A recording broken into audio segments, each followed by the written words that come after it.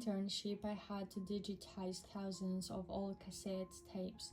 One of them recorded me before I was born. I graduated with a history degree, which is a polite way of saying I spent 6 months applying for jobs that didn't exist. Eventually, the City Museum hired me as an archival intern. The pay was terrible, the work was worse. 8 hours a day, I sat alone in a climate-controlled room transferring old cassette tape into digital files. Most were interviews recorded between the 1960s and the early 1990s, where veterans, retired teachers, factory workers, local politicians, nothing exciting.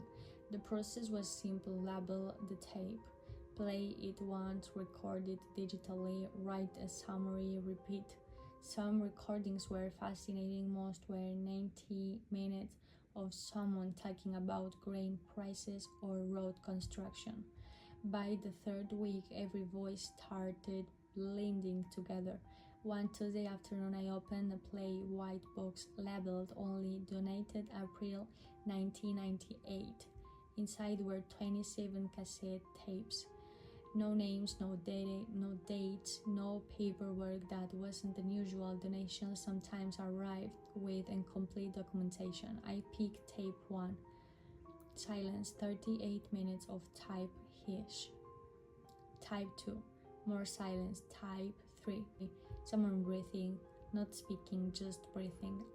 It lasted almost the entire recording. I assumed the recorder had been switched on accidentally. I marked it as unusable and moved on. Tape 4 contained an interview, or at least it sounded like one. A man asked questions, someone answered. The quality was awful, so I put on headphones and increased the volume. The interviewer asked, "Can you tell me your full name?"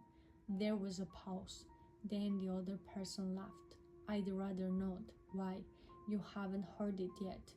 The interviewer chuckled. "I don't understand." "You will." The recording ended. That was it. 47 seconds, no introduction, no context. I made a note to ask my supervisor later. She glanced at the tape number and shrugged. "No paperwork, no." Then just a chevet. That should have been the end of it. The next morning, tape 4 was back on my desk. I assumed I'd forgotten to shelve it. I played it again before filling it away. This time it lasted 1 minute and 12 seconds. The first 47 seconds were identical. Then the interviewer spoke again. "What year is it?" The answer came immediately. "That depends on who's listening." I stopped the recording, rewound it, played it again.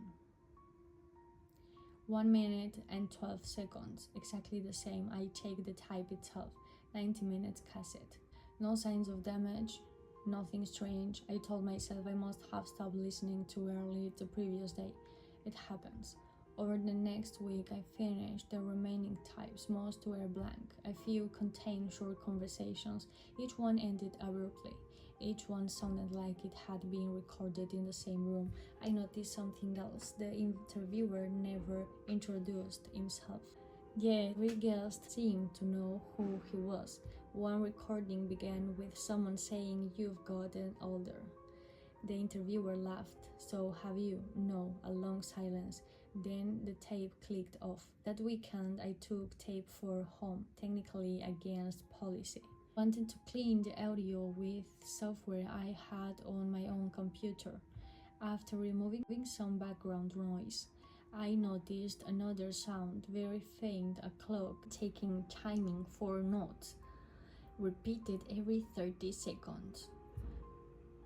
I recognized the melody immediately. It was my third time, the same one played by the grandfather clock in my grandfather's house. I hadn't heard that clock in almost 15 years. It was sold after my grandfather died. I convinced myself the melody was common enough to mean nothing. Monday mornings, my supervisor asked whether I'd borrowed a tape. I admitted it. She signed, "Don't do that again." Then she asked a strange question. Did you listen all the way through?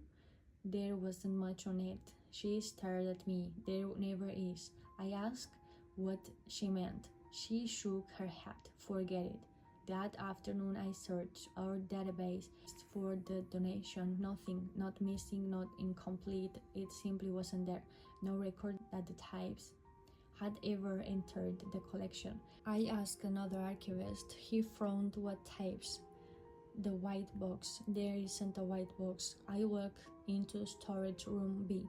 The shelf where I'd found them was empty. I checked every aisle. Gone. My desk was empty too, except for tape 4. Someone had placed it beside my keyboard. No label, no case, just the cassette. This time the recording began differently. The interviewer spoke first. He's listening now. Another voice answered. I know. Should we continue? Not yet. Then someone cleared their throat. The sound made my skin crawl because I knew it. It was mine. Not similar, not close. Mine. The tiny hitch in my breathing before I speak. A slight whistle from a childhood noise injury. The interviewer asked, can you state your name for the recording? My own voice answered. I gave my full name. Perfectly. Without hesitation, the tape clicked off. I checked the recording date. There wasn't one.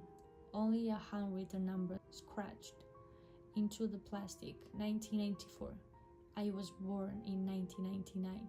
I didn't tell anyone. Instead, I searched through hundreds of archived interviews looking for the interviewer's voice. Nothing, no match. It was as if he'd conducted interviews that never meant to be catalogued. My internship ended 2 months later. I left without mentioning the tapes. Last week I returned to the museum with a friend who wanted to see a photography exhibit. Out of curiosity, I asked if the archive department still accepted volunteers. The receptionist looked confused. Our archive closed in 2016. I laughed. I worked there. No, she turned her monitor toward me. The building plans showed exactly what I expected, except the archive room didn't exist. The hallway where I'd spent 8 months had always been a storage wall. No door, no office, nothing. I convinced myself the museum had renovated until I found my internship certificate at home. The museum's logo was correct. The signatures were real. The address listed a room number that has never existed in the building. Yesterday, while unpacking after moving apartments, I found one last cassette at the bottom of an old box.